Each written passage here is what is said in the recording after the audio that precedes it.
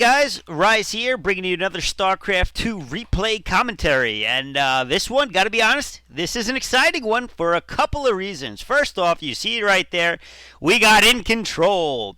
Second off, it's a Zerg game. Finally, I'm getting you guys some Zerg loving. So, yeah, the reason I'm doing this is because, one, it's got a Zerg, and two, it's got Incontrol, one of my favorite EG gamers, and certainly this is bound to be an exciting game for every reason imaginable. Now, Incontrol, if you don't know him, he's probably one of the most famous American StarCraft players in the world. Really, he's probably the only one that's really been on a TV show, you know, The Ultimate Gamer, perhaps you've heard of it.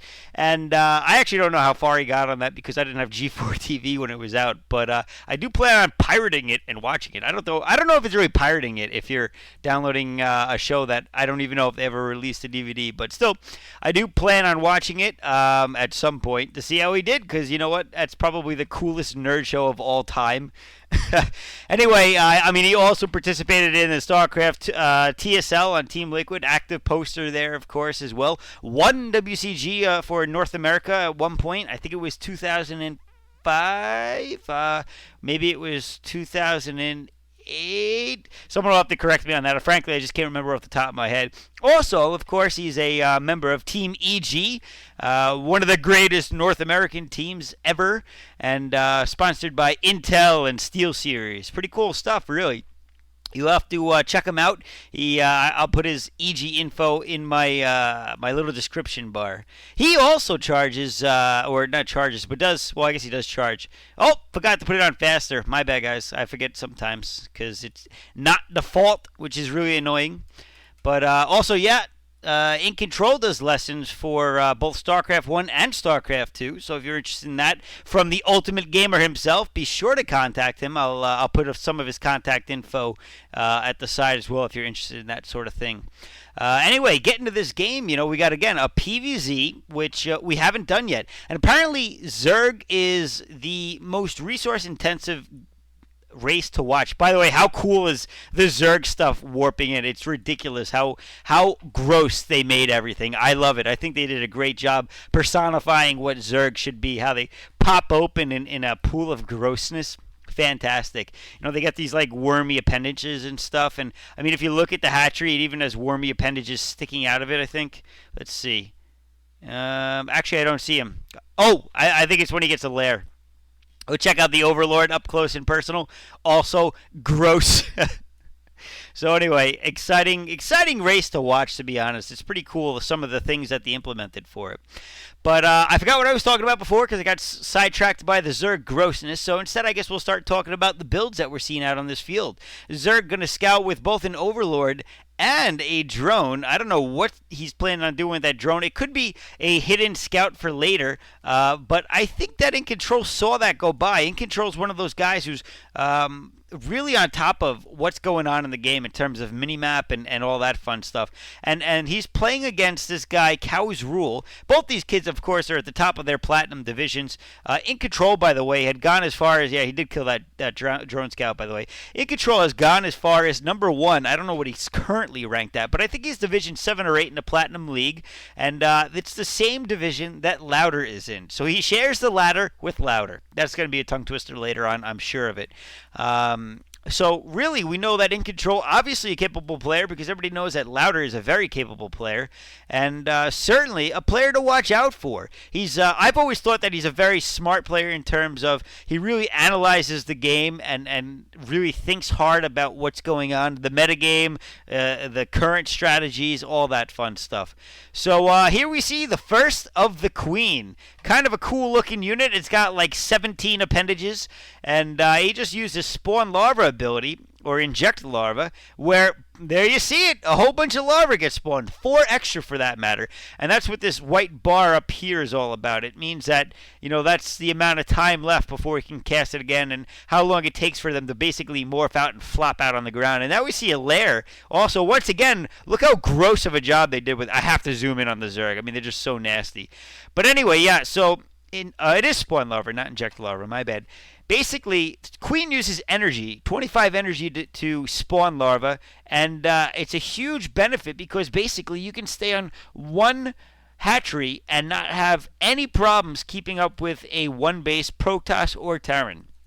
Alternatively, you can go as far as to get a hatchery and an expansion, and basically the timing is that you can spawn larva here, run over here, spawn larva here. By the time you run back, you'll be able to spawn larva again. So you're talking about an extra, I think it's, what's the cooldown? I think it takes 40 seconds, it says, yeah. Every 40 seconds, you get 4 extra larvae, and if you got multiple hatcheries, that's 8 extra larvae. So, well, assuming you have 2 anyway. So now we got some lair tech coming up. It looks like he hasn't decided to morph anything yet in particular from that.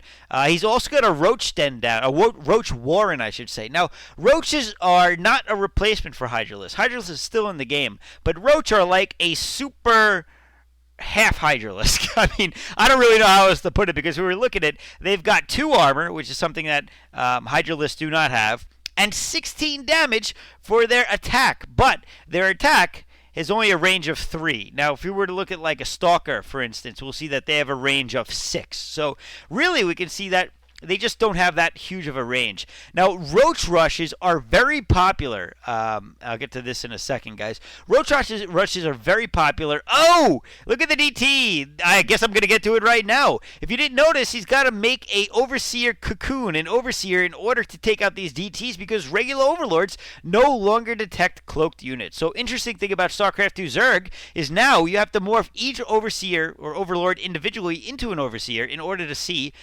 units like a DT or a cloaked wraith. Not that they have wraiths, but a banshee, I guess, and units of that type of nature, the cloaked nature. Again, motherships. Just for that alone, you have to spend 50 minerals, I think, and 100 gas to make an observer, essentially, that's not even cloaked. Kind of crazy when you think about it. Now, they also have the ability to make, the Overseer only, not the Overlord, to make these changelings. Now, changelings are cool because they're units that basically morph into a tier 1 unit of the race that you're playing. So I think it's either, I don't know if it's a Zergling, but it does, all right, we're not going to see it there, but it would have made a Zealot. So basically, he could walk right in here, and unless Incontrol targeted that Zealot to kill it, it would not be taken out. So essentially, it's a spy, and you can certainly tell in most cases when you have a changeling if you have any, I guess, game sense whatsoever, or pay attention whatsoever to the game as it goes on, because really it's very easy to spot. But if you happen to not be paying attention to your army for a second or the minimap, you know, you won't see it happening, and really that it's not that big of a deal. I mean, I don't really see it playing that big of a role in any game. I guess occasionally it could get you some information. I'd actually rather see Parasite used rather than the Changeling. Although it's a cool concept, I just don't think it's as practical. Anyway, it looks like Cowsrule has decided to get that expansion up once again using the inject larva. He is instead of using 1 queen to run back and forth, he has made 2 separate queens. Now each queen costs 150 minerals and no gas, so you can make them at I believe regular hatchery tech. I think all they require is a spawning pool. I actually just clicked off it. I could have told you that. All right, maybe it doesn't tell you when you already have it. Or maybe there's no requirement. I'm not actually sure, by the way. So, looks like we have a burrowed unit, but it must have been in range of that cannon, I guess. Or maybe there's an observer out on the field that I didn't see. Do you guys see it? I don't see it. I guess it was in range of the cannon, so he was able to take it out. So it looks like burrow's been researched. One thing to notice about roaches is when they're burrowed, they have some absurdly quick rapid regeneration talent, which basically makes them regen really quickly. Also, wow, look at this. Already we got Muta out, so that was the point of the lair. But Incontrol, not going to wait at all. Running right in, he's got a nice unit composition. I would actually call it a StarCraft 1 unit composition of the equivalent to Zealot Dragoon Archon. But really, I think he's going to have a hard time defeating this unit composition because basically those roaches